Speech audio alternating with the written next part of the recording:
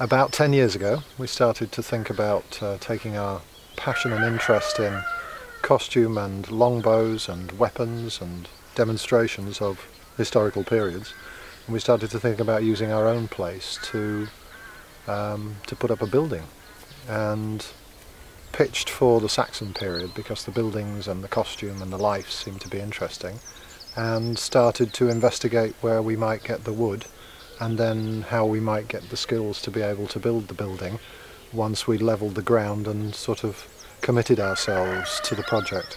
And it's just developed from there, really.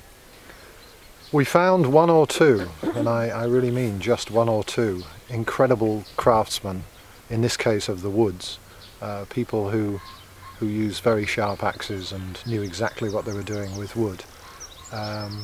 One particular chap who worked for the Forestry Commission here, Pat Delap, whose expertise and background in working with timber was second to none. And although we also used Damien Goodburn, sort of dendroarchaeologist from Museum of London, for expertise and help with the designs of buildings that he was digging up in the banks of the Thames at the time, a lot of it came down to Pat's practicality and to our interpretation of what we needed to make the buildings strong enough. With us being full-time teachers for all the time up until, well, now really, where we can start to work on it full-time, almost everything we did was by pitching forwards. For example, ringing up Forest Enterprise, and they come back and say, well, you can have the trees. And when the trees had arrived, well, then we had to do something with them. So we equipped with the axes and then spoke to people who used them. And so on through all the different structures and things that we had to do, including the thatching, which for a period of time we couldn't find anybody or afford anybody to do it. So I did some, and then we had people in, and it's just developed a network of skills for ourselves, but also a network of good friends who've helped us with the actual doing of it. People often ask if in those days one was to try and build a building like this, how long would it take to build in sort of basketball timing or in a straight line?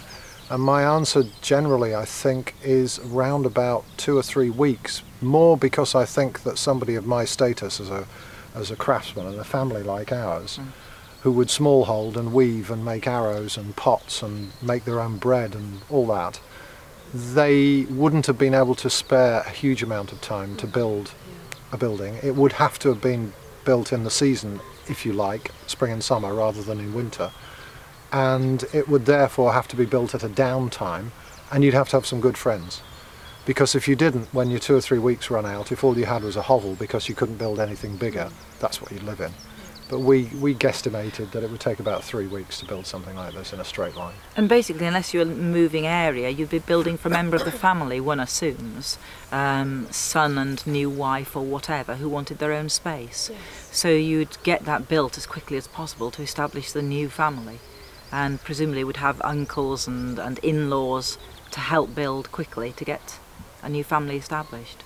I'm anxious to build a building across the other side of the green, as it will be, and then workshops and so on around the area which you can see over there in that part, so that it becomes what we've always wanted it to be, which is a living, thriving, developing village from the basis of a strong family who gets visitors and has land which could accommodate more people working together. The original idea was to be able not just to display the life of the seasons and the life of the people at the time, but also to be able to live it 9 to 5 probably. Yes. We don't want to completely live up here, but to give all that I lacked when I was a child, going around historical places where they were long derelict or long inhabited ago, to make it live and to make all the activities be the logical thing to be doing at the time of day or the season, so that people can see what actually did happen, which we guess some of, but using the tools and the things that we're doing, you can be pretty clear about what sorts of things they would do. So we'll investigate kilns and ovens and pole lathes and everything that was necessary to make life possible and comfortable, really. When we can, we like to be open, but this has proved problematic at times because of teaching commitments.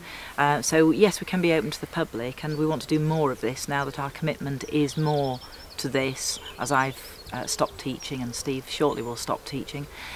School visits again are what we want, and we've done some, but it's been less easy to fit them in if we were actually teaching at our own schools. We've had visits from the school that we've worked at, both for the history side of it and nature and outdoor life, that type of thing. But again, with our commitment being more fully to this now, we hope to be open most of the time, really, both to the public and to educational groups.